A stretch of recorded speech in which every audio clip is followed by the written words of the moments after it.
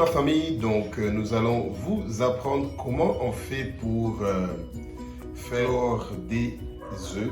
Donc là, on vient juste de les classer dans l'intérieur et vous devez vous rassurer que le travail a été fait proprement.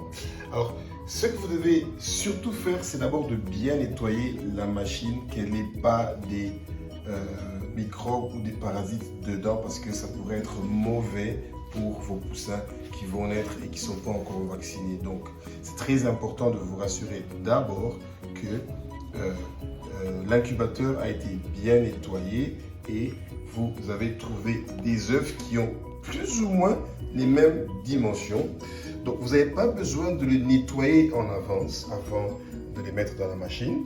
Certains gens conseillent de le faire, mais personnellement, je ne vous conseillerais pas de le faire. Donc, vous gardez les œufs à l'état où ils sont, il n'y a aucun souci pour ça.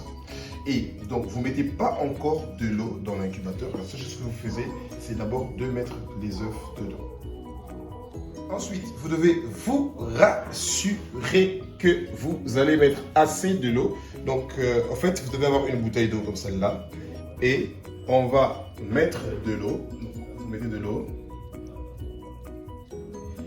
Et ensuite, une fois que le niveau de l'eau sera atteint, donc là on continue.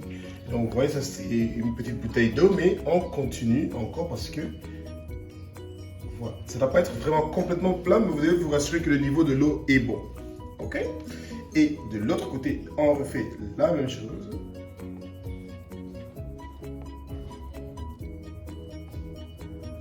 Vous rassurer qu'il y a assez de l'eau.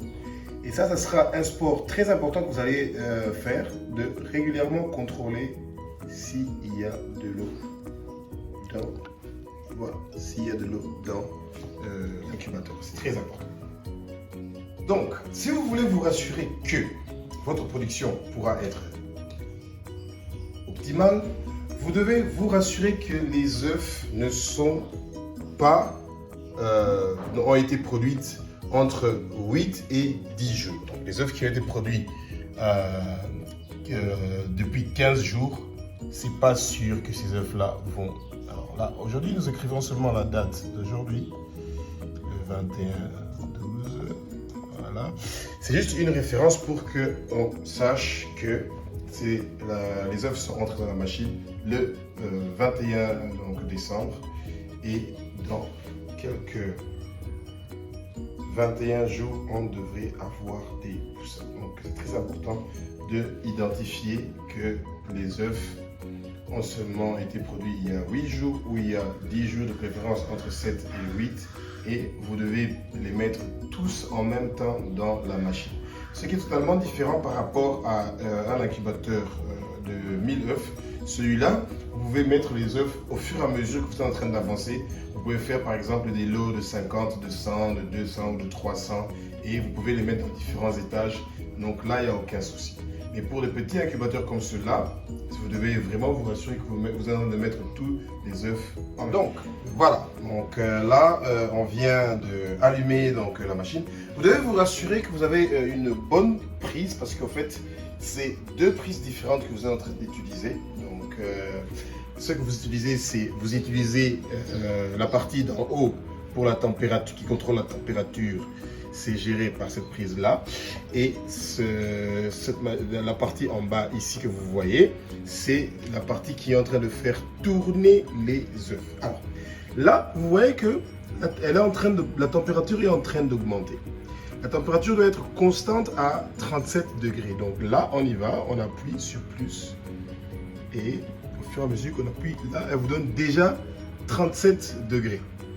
Alors, ce que je ferai, c'est... Donc, ça montre déjà la température à laquelle la machine doit arriver.